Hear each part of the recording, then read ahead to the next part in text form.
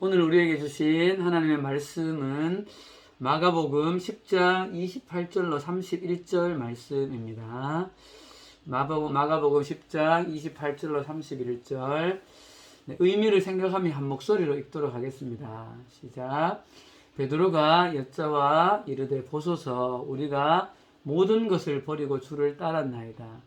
예수께서 이르시되 내가 진실로 너희에게 이르노니 나와 복음을 위하여 집이나 형제나 자매나 어머니나 아버지나 자식이나 전토를 버린 자는 현세에 있어 집과 형제와 자매와 어머니와 자식과 전토를 100배나 받되 박해를 겸하여 받고 내세에 영생을 받지 못할 자가 없느니라. 그러나 먼저 된 자로서 나중되고 나중된 자로서 먼저 될 자가 많으니라. 아멘. 자, 사랑하는 여러분, 우리는 우리나라에서 최근에 두 명의 어떻게 보면 한국 전체 사회를 좌우했던 두 명의 인물이 세상을 떠나는 것을 보았습니다. 한 분은 가끔 우리 교회 목사님께서 말씀하시는 이분 이어령 교수님입니다. 초대 문화관광부 장관을 지냈고 우리나라를 대표하는 지성이다. 대부분 이렇게 호칭을 하죠. 이분은 철저히 무신론자로 그렇게 살았으나 딸을 통하여서 제 딸이 결국 나중에 목사님이 되셨고 이제 따님이 먼저 소천했죠. 이 따님을 통해서 예수님을 인격적으로 영접한 후에 완전히 그 전의 삶과는 다른 삶을 살다 간 분이 이분입니다. 또 한 사람은 우리 모두가 다 잘 아는 이분입니다. 전두환 전 대통령이죠. 잘 알듯이 5.18 민주화 운동을 무력으로 진압해서 어떻게 보면 모두가 다 역사의 죄인이라고 말하지만 자기 자신은 절대 사과나 반성을 하지 않다가 결국은 얼마 전에 세상을 떠났습니다. 사랑하는 여러분, 우리는 거의 동시대를 살다가 간 이 두 사람의 삶과 인생을 우리가 다 알 수는 없으나 이분들의 삶을 보면서 무엇이 삶과 인생에 베이직을 두고 사느냐를 좀 생각해 보게 되어집니다.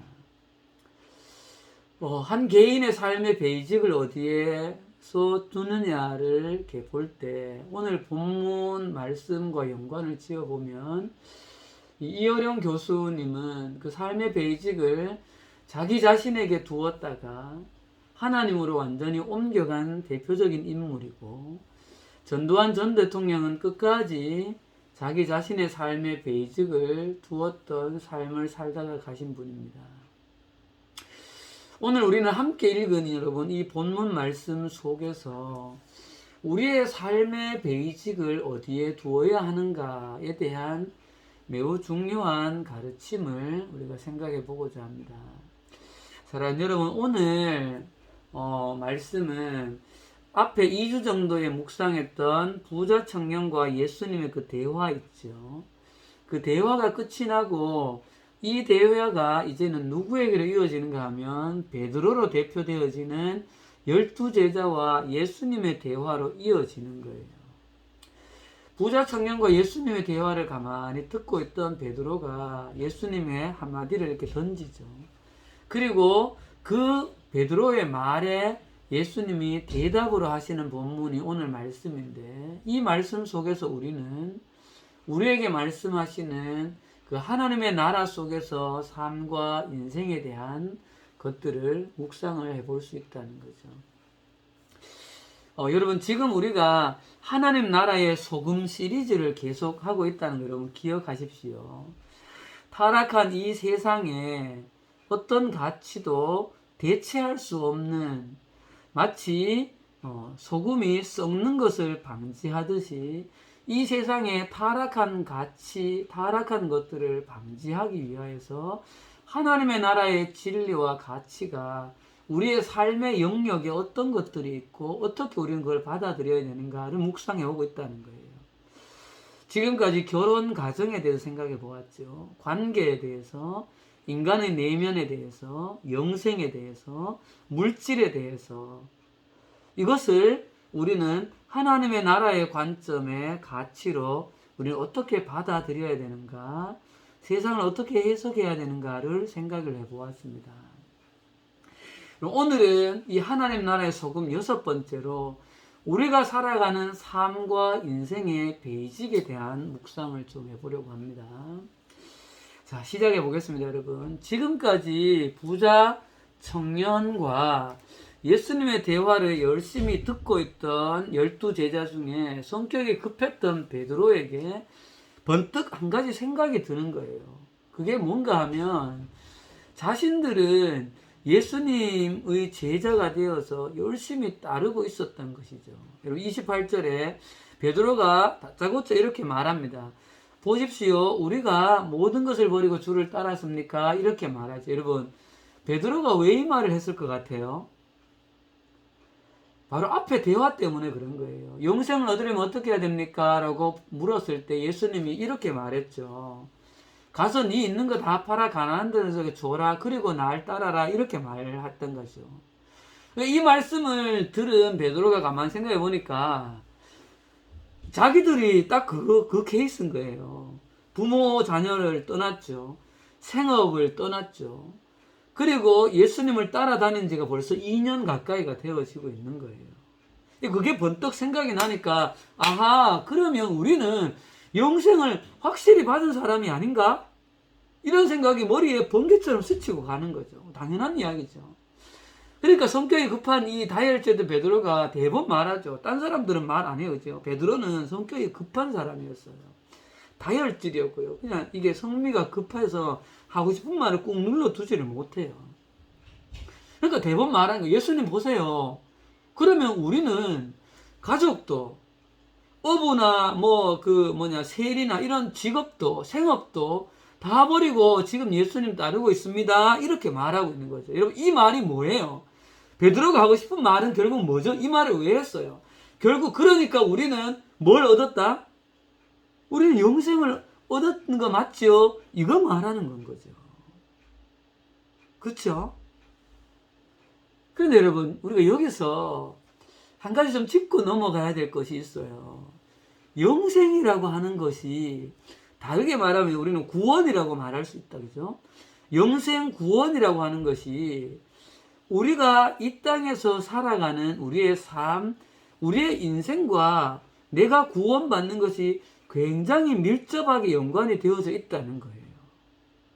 근데 물론 여러분, 이 연결이라고 하는 것이 이 땅에 사는 동안 우리가 어떤 행동을 했느냐, 어떤 행동을 하지 않았느냐, 계명을 지켰느냐, 지키지 않았느냐가 영생과 구원을 받았다, 받지 않았다, 그 문제가 아니라는 것, 이제 여러분들 이제 그건 정도는 이해들 다 하실 거예요.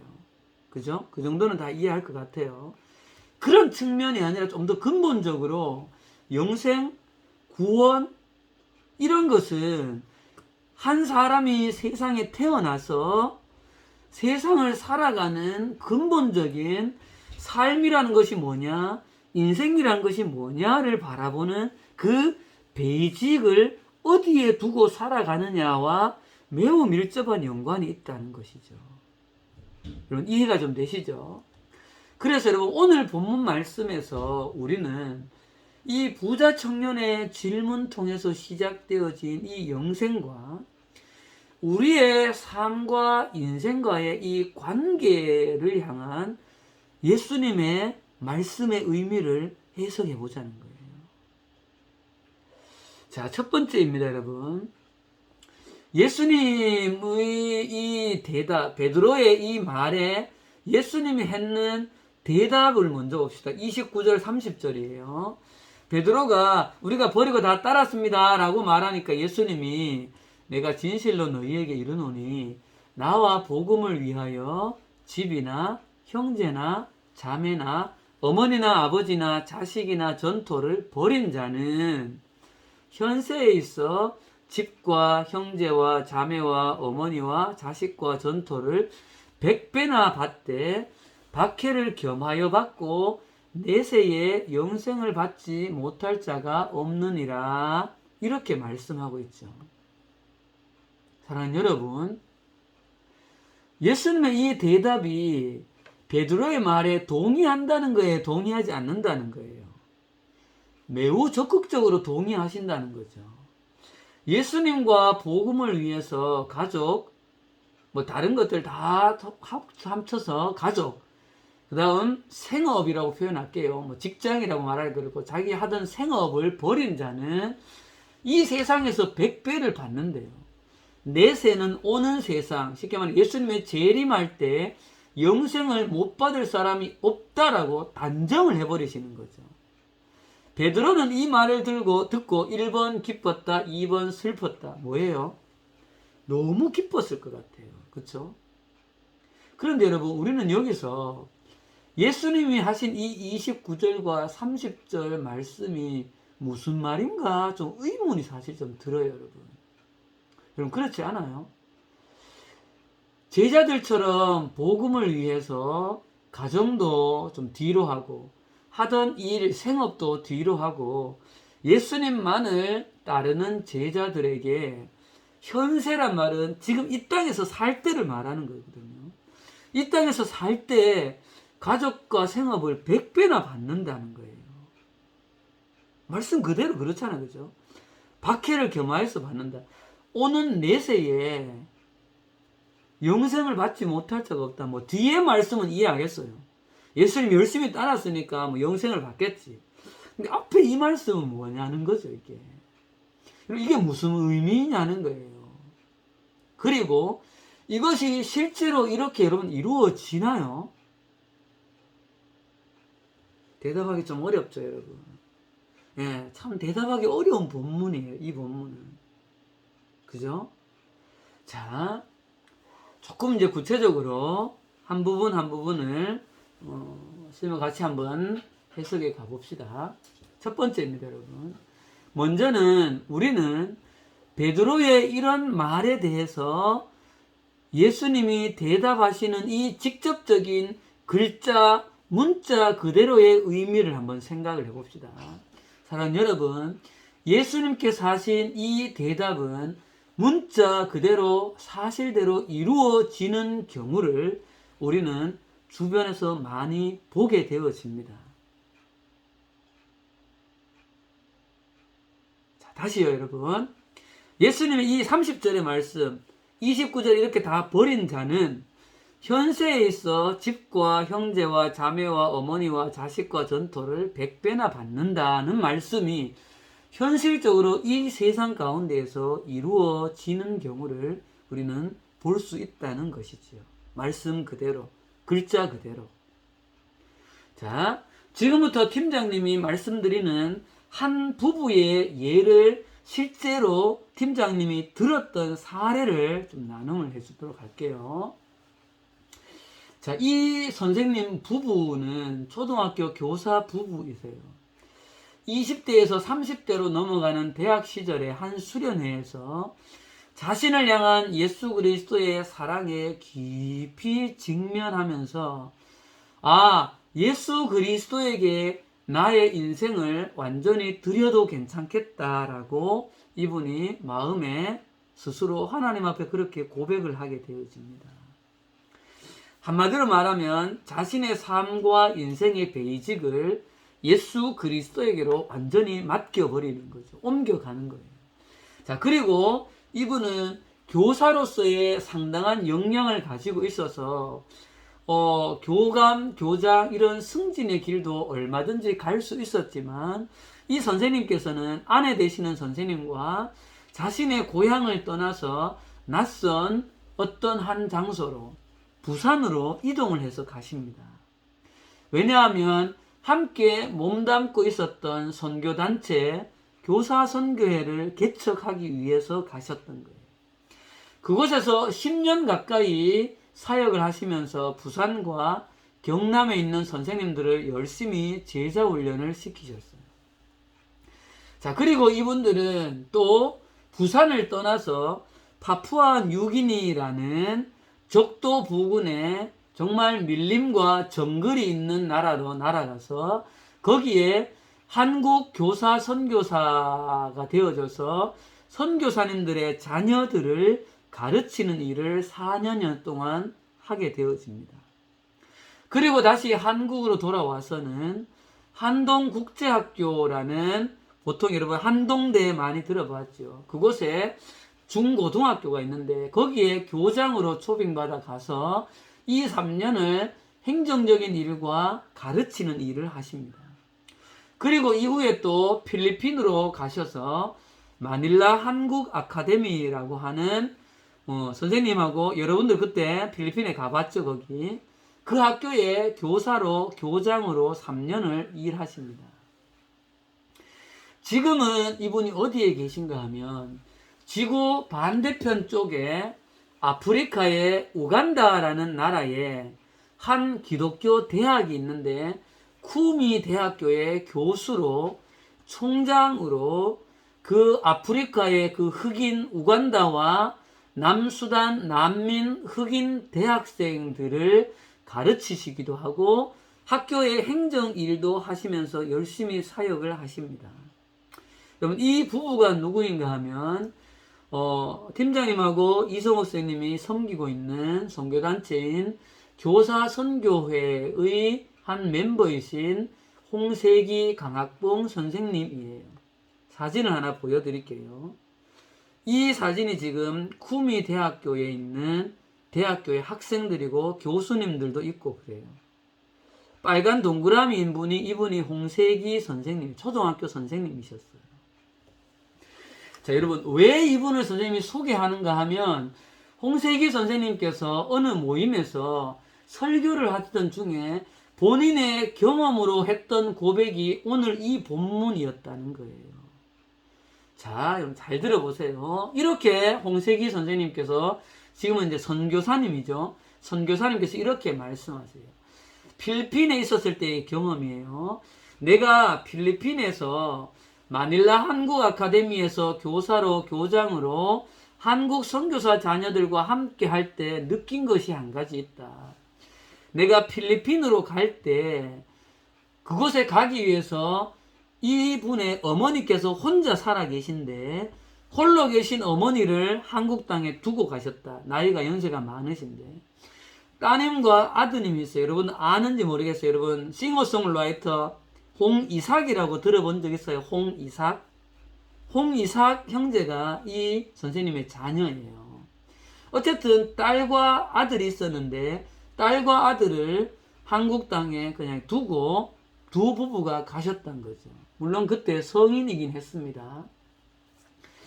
그리고 마닐라 한국 아카데미에 갔을 때 거기는 학생 수가 몇 명쯤이었는가 하면 선생님이 있었을 때이긴 한데 한 200명이 가까이가 되었어요. 건 196명, 200명이 넘었을 때도 있었던 것 같아요. 자, 200명이 넘는 선교사 자녀들이 마닐라 한국 아카데미에 그렇게 있었는데 그 학교의 교장으로서 혼신의 힘을 다해 섬기던 와중에 이런 것을 느꼈다는 거죠. 아, 내가 2명의 자녀를 한국에 두고 이곳에 마닐라 한국 아카데미에 왔는데 이 마닐라 한국 아카데미에 나의 자녀들이 무려 200명이나 되는구나. 아, 오늘 예수님이 말씀하신 현세에 있어서 집과 형제와 어머니와 자녀와 전토를 100배나 받고, 이 말씀이 나는 이제 사실이라고 나는 믿게 되었다. 이렇게 말씀하시는 거죠. 여러분, 바로 이거예요. 사랑하는 여러분, 예수님으로 인하여서 자신의 삶, 인생의 주인이 하나님이심을 온전히 고백하고 삶의 베이직을 옮긴, 그래서 부르심을 따라서 자기가 하고 싶은 일이 아니라 예수님께서 원하시는 곳, 세상에 필요한 곳에 자신의 삶을 드린 분은 육신의 자녀가 2명이었지만 부르심의 현장 가운데서 만나는 학생들, 선생님들, 현지인들이나 누구이든지 간에 그들이 당신의 가족이요, 그들이 당신의 자녀라고 생각하게 되어진다는 것이죠. 바로 여기에 오늘 말씀의 비밀이 숨겨져 있다는 거예요. 아마 모르긴 몰라도 여기 계시는 홍세기 선교사님은 지금 선교사님의 자녀들은 몇 명입니까? 라고 물으면 구미대학 전체의 학생들이 다 자신의 자녀요 가족이라고 말할 거라고 선생님은 확신합니다. 여러분, 예수님에게로 완전히 자신의 인생의 주도권을 넘기면 정말 자기가 하고 싶은 것을 떠나서 예수님이 부르시는 곳, 이 세상에 필요가 있는 곳에 내 마음의 사명을 따라 어떤 분은 선교지로, 어떤 분은 국내에서 목회로, 어떤 분은 의료로, 어떤 분은 교육으로, 전문인 사역자로 섬기게 되어지면 그 섬기는 현장에서 만나게 되어지는 모든 사람은 당신의 자녀요, 당신의 부모요, 당신의 형제라고 고백하게 되어진다는 것이죠. 여러분, 이것은 홍세기 선생님의 말과 선생님의 말이 아니라 예수님의 말에 근거하는 거예요. 우리가 보았던 마가복음 3장 32절을 보세요. 무리가 예수를 둘러앉아 여짜오되 보소서 당신의 어머니와 동생들과 누이들이 밖에서 찾나이다. 대답하되 누가 내 어머니이며 동생들이냐. 34절에 둘러앉은 자들을 보시며, 지금 둘러앉은 자들은 예수님의 제자들이었어요. 제자들을 보시며 이르시되 내 어머니와 내 동생들을 보라. 제자들이 내 어머니고 제자들이 내 동생이라는 거예요. 왜요? 35절에 누구든지 하나님의 뜻대로 행하는 자가 내 형제요 내 자매요 어머니이니라. 여러분, 어떤 의미인지 이해가 되어지시죠? 오늘 이 말씀을 조금 전에 보았던 홍세기 선교사님은 그 고백이 이 말씀에 기인하여 한 고백이라는 것이죠. 사랑하는 여러분, 예수님을 위하여서, 예수 그리스도의 복음을 위하여서 하나님의 나라의 임재와 하나님의 나라가 이 세상의 한 영혼과 한 사회가 사회 속에 임하는 그 일에 자신의 삶을 온전히 헌신하는 사람은, 자신의 삶을 온전히 헌신하는 사람은 이 세상을 바라보는 마음의 가치, 이 세상을 바라보는 눈 자체가 완전히 달라지는 것이죠. 그렇게 살아가는 사람들은 자신의 삶과 인생을 향한 근본적인 베이직이 자신에서 완전히 예수 그리스도에게로 넘어가는 것이죠. 설교 서두에 소개했던 이어령 교수님처럼요. 그래서 여러분, 이렇게 자신의 삶의 베이직을 온전히 하나님에게로 옮겨 부르심의 현장 가운데로 삶을 드리는 사람은 이 말씀의 의미가 정말 문자 그대로 이루어진다는 사실을 체험하고 그렇게 고백한다는 것이죠. 여러분, 다시 한번 생각해 봅시다. 이 말씀에서 사람만이 아니라 전토를 100배나 받고 그랬어요. 전토가 뭐죠? 땅 영역인 거예요. 홍세기 선교사님이 한국에만 있었다면 그냥 자기 집 고기가 다였을 거예요. 그러나 지금 홍세기 선교사님이 구미대학교에서 사역하시는 그 구미대학의 현장의 땅의 크기는 모르긴 몰라도 몰라요. 100배가 될 것 같아요. 어쩌면 그 이상일 것 같아요. 말씀대로인 것이지요. 에이, 팀장님, 그거는 홍세기 선교사님 소유가 아니잖아요. 다 하나님의 것이지요. 네. 여기에서의 주도권의 문제가 해결이 된다는 거죠. 사랑하는 여러분, 이러한 현상은 예수님에게서 먼 크리스찬이나 예수님을 믿는다고 교회를 다니지만 인생의 주인이 자기에서 예수님에게로 넘어가지 않는 자는 이 고백을 도무지 이해할 수도 없고 또 이해할 수도 없는 것이지요. 팀장님도 3년이라는 짧은 순간 동안 대구에 살고 있던 집을 팔고 물건을 정리하고 버릴 것은 버리고 양가의 부모님과 형제들을 떠나서 3년간 선교지에 생활을 해보니까 이 말씀의 의미가 정말 조금은 무슨 말이구나 이해가 되어지는 거죠. 여러분, 이 사진은 누구인가 하면, 이 친구들은 팀장님이 필리핀에 갔을 때 6학년으로 가르쳤던 제자들이에요.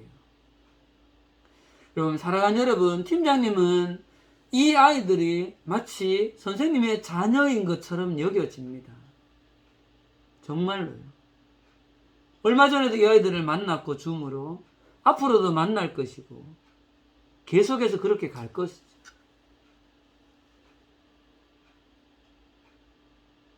완전히 이거는 다른 의미가 아닌가요? 그죠? 사랑하는 여러분. 자, 여러분, 그러면 이 말씀의 이면에 찾아볼 수 있는 또 다른 가치와 그것이 우리의 삶과 인생을 향한 소금이 무엇인가를 좀 생각해 봅시다.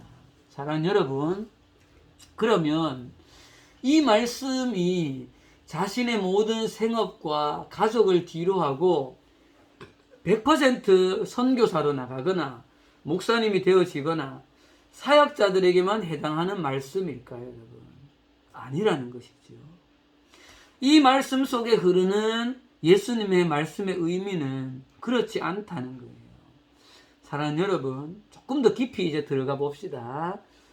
자, 사랑하는 남일교회 다음 세대 여러분, 예수 그리스도와 복음을 위해 가족과 생업을 버린 자는 현세에 100배나 받고 핍박을 겸하여 받는다라고 말씀하는 이 말씀의 의미가 지금 우리에게는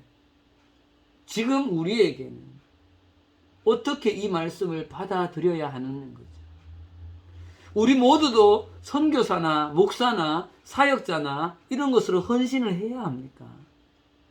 그럴 수도 있지만 우리 교회 안에 대부분의 성도님들은 그냥 자신의 일선의 삶의 현장에서 열심히 신앙생활하고 가는 경우가 절대 다수입니다. 만약에 그렇다면 오늘 이 말씀은 어떻게 해석을 해야 하냐는 거죠.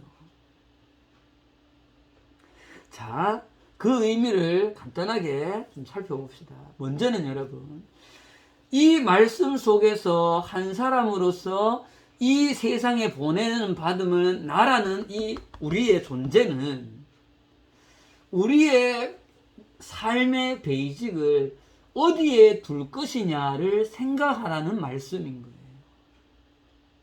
자, 예수님의 비유 마태복음 이 말씀 보세요. 많이 보았던 말씀이에요.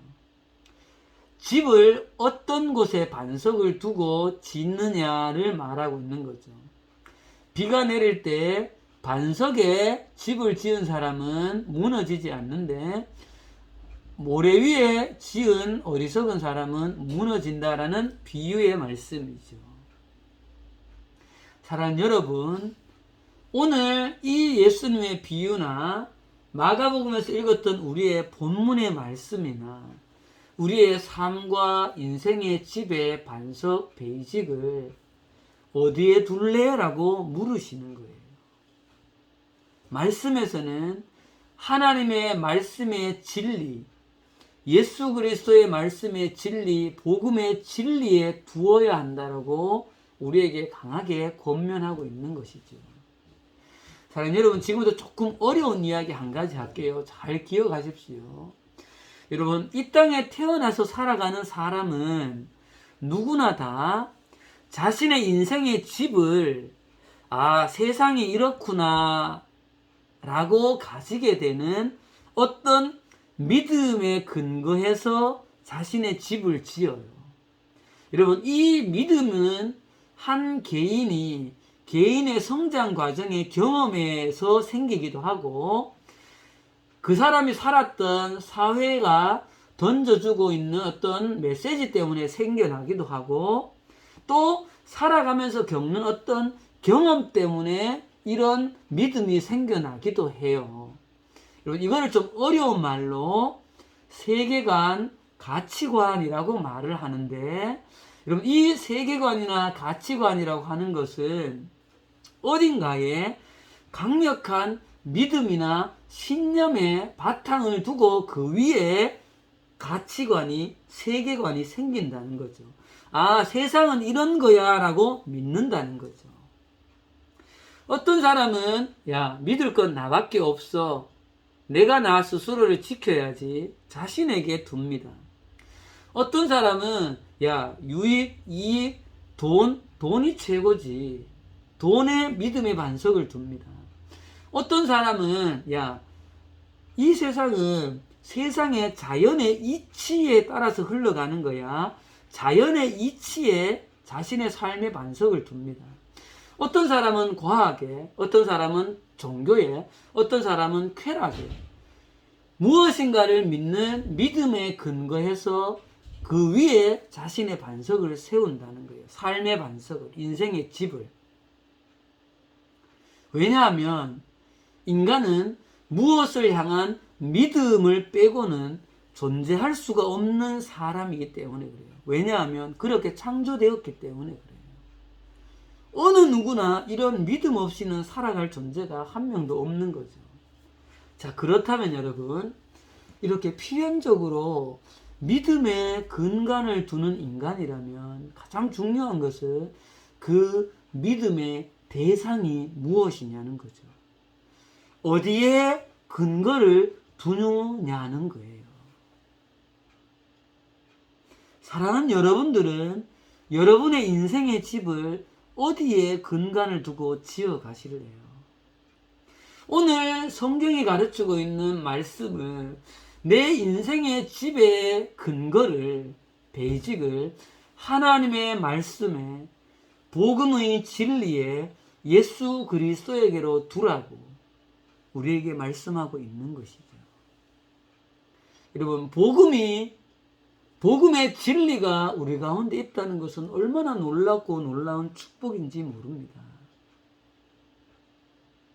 그런데 여러분, 놀라운 것은 자신의 삶의 베이직을 어디에 두느냐에 따라서 그것이 뭐를 하는지 상관없이 그 베이직을 두는 그것에 따라서 자신의 삶을 보고 세상을 바라보는 기준이 되어진다는 것이죠.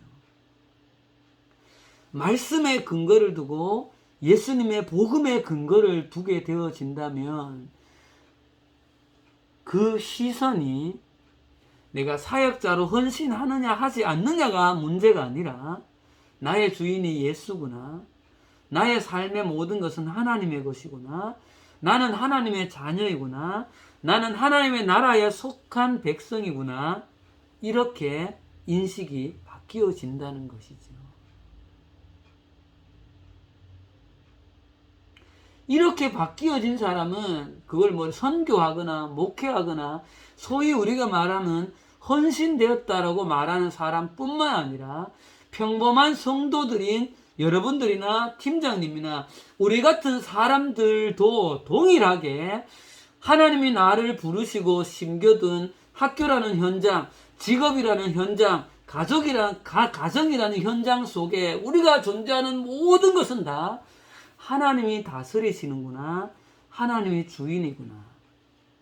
하나님의 나라의 가치와 통치를 받으며 나는 살아가야 되는 존재이구나 라고 인식을 하게 되어진다는 것이죠. 그렇게 되어지면 이 세상에서 살아갈 때 내 가족, 내 생업, 내가 가지고 있는 우리 소유의 집, 이것에 한정되어지지 않고 우리의 시선은 하나님의 나라로 우리의 시선이 확대되어질 수 있다는 것이죠. 그 확대가 오늘 본문에서 말씀하고 있는 100배라는 것이죠. 팀장님도 지금 100배의 축복을 누리고 있다고 생각이 되어집니다. 왜? 여러분들은, 지금 우리 중고등부 친구들은 팀장님의, 여러분들은 나의 형제요, 가족이요, 자녀이고 그렇게 관계로 보기 때문인 것이죠. 자, 이제 말씀을 정리하겠습니다, 여러분. 사랑하는 남일교회 다음 세대 여러분, 오늘 30절과 31절의 이 말씀은 당장 내가 사역자로 헌신하라고 말하는 것, 그것도 해당될 수 있지만 그것보다 더 근본적인 우리의 삶을 향하여 예수님이 하시는 말씀은 나의 중심에서 하나님의 중심으로 그렇게 옮겨갈 것을 우리에게 말씀하고 있다는 거예요. 그래서 여러분, 우리는 29절의 이 말씀, 내가 진실로 너희에게 이르노니 나와 복음을 위하여 집이나 형제나 자매나 어머니나 자녀나 자식이나 전토를 벌인 자는의 이 의미가 이거하고 똑같다는 거예요. 여러분 같이 요거는 읽어봅시다. 29절 밑에 있는 거 29절요. 시작. 그것이 가족이든 자신의 꿈과 직업이든 또한 자신의 재능과 시간과 그리고 물질과 관계, 자신이 추구하고 싶은 삶의 목적 등등 모든 것의 주인이 내가 아니라 나를 버리고 하나님이 주인이고 하나님의 통치와 다스리심 아래 있는 것임을 고백하는 자는 이 말과 같다는 거죠. 그렇다면 팀장님은 학교에서 학생들을 가르치는 것이나 목사님이 교회에서 목회하는 것이나 선교사님이 선교지에서 선교하시는 것이나 똑같은 것이죠. 어느 것이 거룩하다, 어느 것이 거룩하지 않다가 아닌 것이죠. 하나님의 임재와 다스리심 안에 있는 것은 다 거룩한 것이죠. 여러분 이해가 되셨으리라고 생각되어져요. 사랑하는 여러분, 여러분의 인생의 집을 여러분은 어디에 두고 여러분 살아가시겠습니까? 여러분의 인생의 집을 어떤 믿음에 근거하여서 여러분의 인생의 집을 살아가실래요? 그 믿음의 대상이 정말 내 인생 전체를 걸만한 것이 되는가? 한번 여러분 잘 생각해 보십시오. 이렇게도 말씀드리고 싶어요. 예수님이 정말 내 인생을 걸만한, 내 평생의 삶을 다 드릴 만한 그런 분이 되어지는가? 여러분 다시 한번 물어보십시오. 생각해 보십시오. 네. 정말 진지하게 1, 2년 안에 해결이 안 날 수도 있습니다. 깊이 물어보십시오. 그러면 하나님께서 그 대답에, 물음에 해답을 반드시 해 주실 것입니다. 기도하겠습니다. 살아계신 하나님 아버지, 오늘 말씀 속에 우리의 삶을 돌아보게 되어집니다. 주님, 예수님과 복음을 위해서 자식과 가족과 생업을 버리는 자는 이 땅에서 100배나 받고 내세의 영생을 받지 못할 자가 없다고 예수님이 단언하여 말씀하셨습니다. 아멘. 그렇습니다. 이 말씀이 문자 그대로 이 땅 가운데 이루어지는 것을 하나님 정말 그렇게 믿습니다. 사랑하는 우리 중고등 교육팀 친구들 또한 이 의미를 이 사랑하는 귀한 친구들의 삶 속에 이해하고 누려내는 복된 인생 될 수 있도록 은혜를 베풀어 주시옵소서. 또한 이것이 선교사로 헌신해야 되는 그런 영역의 문제가 아님을, 내가 어떤 직업에 있든지 그 직업의 현장이 하나님이 다스리시는 현장임을 기억하고 그렇게 그것을 거룩하게 행하여 나아가는 우리 모두에게 하시는 말씀임을 기억하는 사랑하는 학생들 되어질 수 있도록 축복하여 주시옵소서. 예수님 이름으로 기도합니다. 아멘. 자, 우리 함께 찬양 드리겠습니다.